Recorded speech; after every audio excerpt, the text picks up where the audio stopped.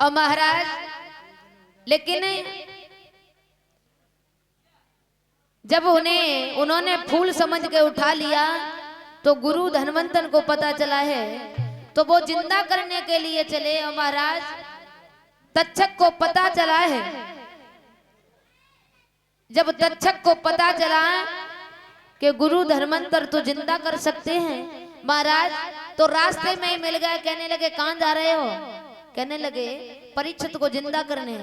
कि चलो तो दो दो हाथ यही हो जाएं। महाराज उस तक्षक ने एक वृक्ष में फुसकार लगाई है तो वृक्ष जल के राख हो गया, और गुरु धर्मांतर ने नजर घुमाई है तो वो वृक्ष फिर से हरा भरा हो गया। तो कहने लगे अब तो अवश्य जिंदा हो जाएंगे। तो महाराज वहां से चला आगे बन के सोटा बन के लेट गया है, और गुरु धनवंतर ने सोटा समझ के उठा लिया, अपनी पीठ पर रख लिया, उसने पीठ में डस लिया है। और कहने लगे चेलाओं से, अपने 14 से चेला से बोले बेटा अब हम नहीं बचेंगे, ऐसा करो हमें जमीन में गाड़ दो, हमारी ढाक बजाओ।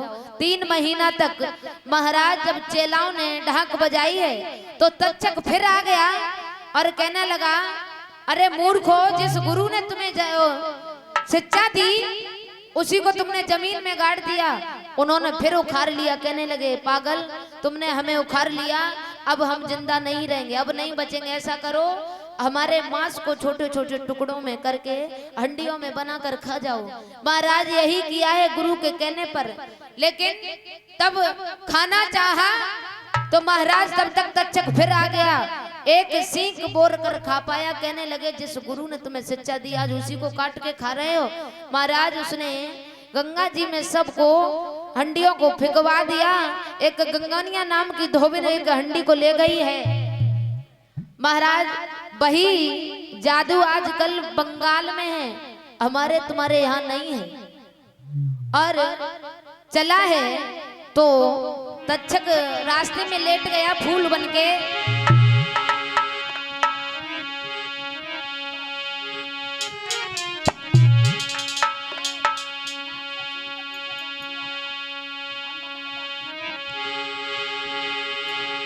नाक से जाते ही जाते आ पहुंचा काल महीपत का, और तक्षक द्वारा देहांत हुआ वहां पर सम्राट परीक्षित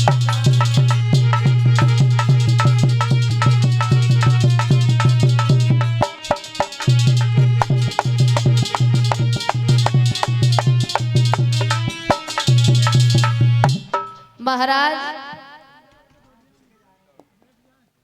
और माता बहनों 5 मिनट की बात है, आज की बात है, रुक जाओ 5 मिनट के, अब तो सो ही जाएंगे, अब ना काम करोगी, बैठ जाओ, रुक जाओ 5 मिनट के लिए।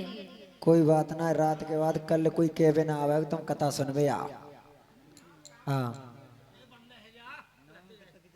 सही बता रहे। और थोड़ी देर रुको, डांस देखियो ने। महाराज ये कथा यहीं समाप्त होती है। और महाराज अगर 8 दिन में हम लोगों से किसी से गलती बनी हो तो हमें माफ कर देना, अपनी बहन बेटी समझ के। क्यों? जो बोलता है उससे तो गलती होती है, ज्यादा बोलता है उससे गलती अवश्य होती है, लेकिन कोई ज्यादा बड़े ज्ञानी नहीं है। तुम लोगों से जो